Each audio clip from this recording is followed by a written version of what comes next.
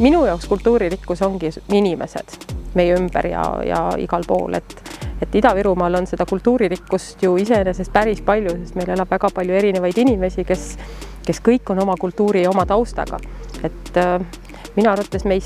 ei pisenda eestlasi ega anna teistele rahvustele rohkem rolli, et me oleme nagu leidnud selle tasakaalu, mida jälgida ja kuhu poole liikuda.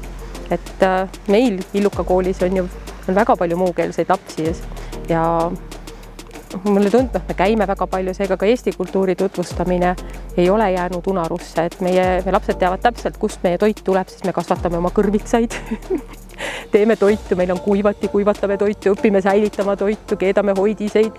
et meie lapsed teavad, kuidas tööd teha ja taimed tuleb kasvama panna ja seega mulle tundub, et me seda eestlust ikkagi nagu süstime nendesse piisavalt, et kultuuri elus hoida.